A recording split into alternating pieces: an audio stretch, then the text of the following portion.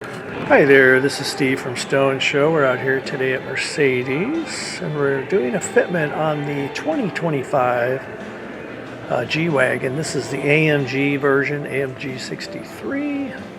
There's the G63 and the AMG. We did a fitment on this vehicle from I think 22 to 24. This one is very similar, but it's the rods had to be longer, so there are a few differences. So we did have to make this a new bracket. So if you buy the old one for 25, it'll be too short, but it mounts right up underneath there because of that brush guard, that bar. So that's where it's going to go, and it is a no drill, but it will go ahead and get started. I'll turn it over to Mike. Okay, thanks, Steve. Well, like Steve said, this is a no drill. So we're going to be removing the factory screw, the T27 Torx. We will not be reusing this. We're going to be replacing it with a longer one because you can see it's kind of recessed up in there. So we're going to take this one out, put it off to the side. Then we're going to take our base plate. We're going to use a 6.3 by 35.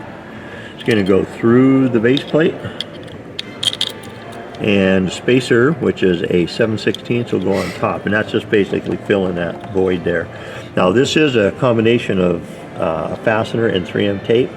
Because we're at the dealership, we won't be taking the adhesive off, but you would, with the alcohol pad or cleaner that we provide you, you're going to clean this little strip right here off, and then you're going to peel the protective off the 3M tape, and then you're going to start this into the base. Into the hole, the factory we took it. And I like to put the factory screw or the front plate on, and that kind of helps you locate to keep everything straight. So I like to put it on there, kind of just hold it up there close, and then just start tightening it. And now this one you can maneuver it a little bit. Like on some of it was 3M only. Once you stick it, it's stuck. This one you can maneuver it a little bit if you need to. So snug it up a little bit, get it where it's nice and straight, and once you got it perfectly straight, then you can go ahead and finish tightening up. And once you tighten it up, the 3M tape is just keeping it from going, left and right, but this screw here into this nylon J-clip is keeping the bracket solid, so the tape is doing nothing but just keeping you from pushing it left and right. And you can snug this up pretty good. And then, of course, once you have this on, to take it on or off, you just start it into the tubes, hit the pull pin, get it past the pull pin, push it till it locks into place, and you're all done.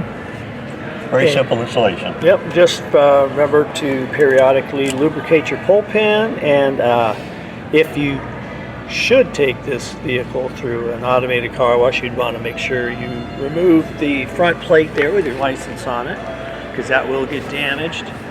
And again, this bracket, because we had to make the rods longer, will only fit the 2025. So make sure if you have a G-Wagon and you have a 24 and down, it's a little different bracket. So, and your front plate goes there underneath, and you are done. Okay, so now we're going to install the license plate onto the front plate using the acorns that were provided.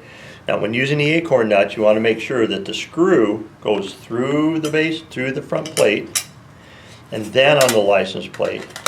Is because on these are applications where your bumper is like right here, so you want the screw facing toward the front. So you just do that with each one. And again, making sure the screw goes through the back, into the front, and then the acorn nut on the outside. And you do that to all four. Sorry.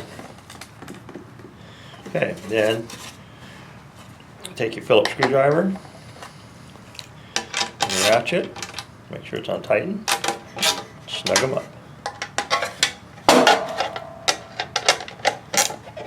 And there you go. Now if this is one where if you have the acorn nuts, again, the screws are going to go in through the back, and the acorn nuts will be on the outside, and it should look like this when you're done.